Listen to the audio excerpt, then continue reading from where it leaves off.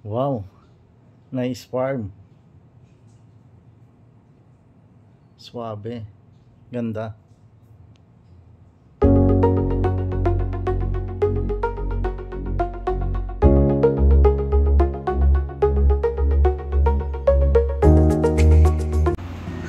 Wow, nice farm. Napakaganda. So, this is na may dream farm. Hanep. Sa ganda. So, ito po yung dinadaanan natin ngayon papunta doon sa property. So, ayan po. Mayroon po tayong dinaanan na hindi cemented. So, pinakita ko po sa inyo simula doon sa dinaanan natin kanina. So, ganito po ang kalsada dito, may cemented at may hindi pa. Makikita naman po natin at ipapakita ko po na ongoing naman po ang pagsisemento dyan. So, ito naman po yung barangay hall, malapit dun sa property. So, malapit lamang din po yan dun sa property na ipapakita natin.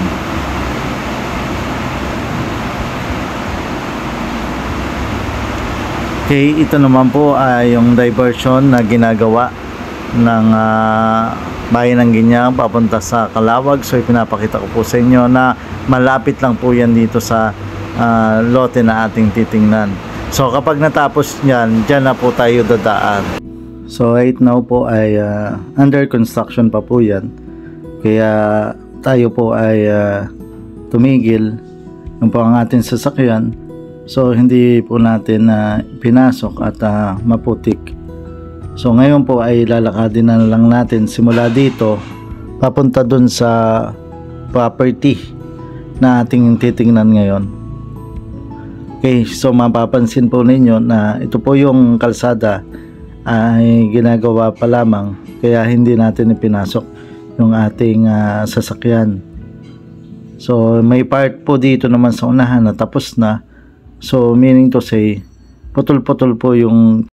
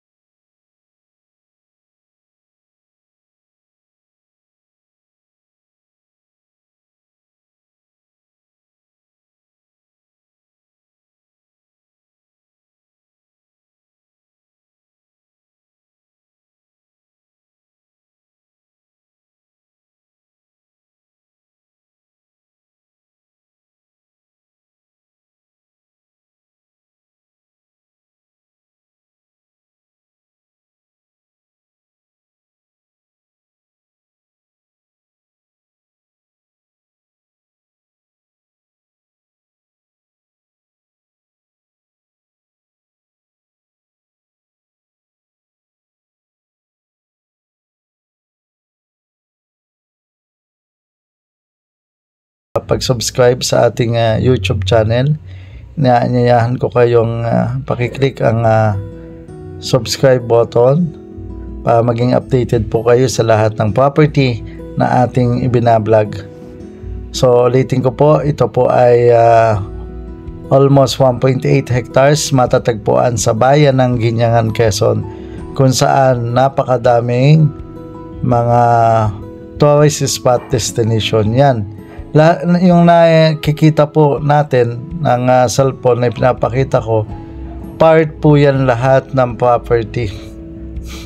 Ganyan po kaganda yung lote natin na ibinebenta.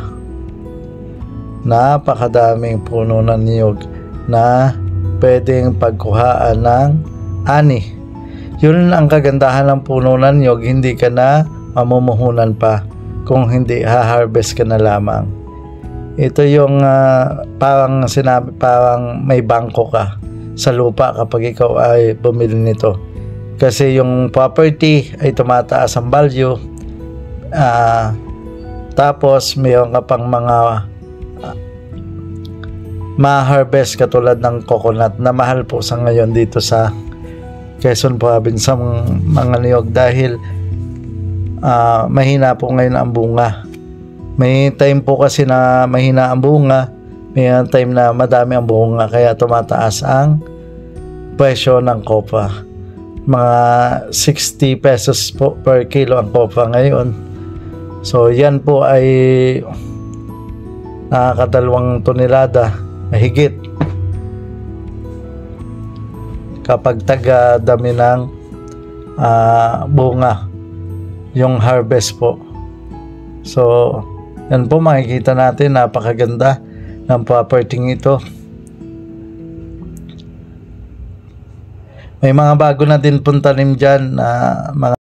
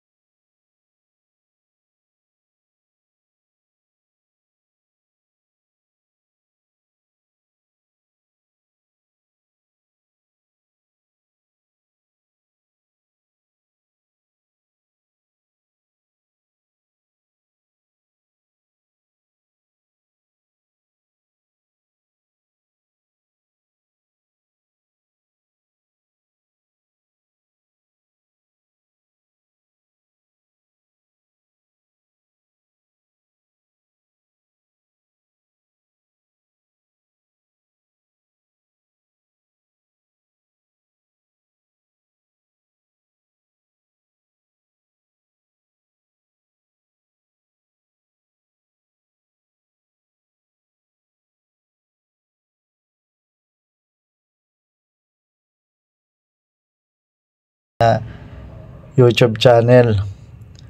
Yung mga client po natin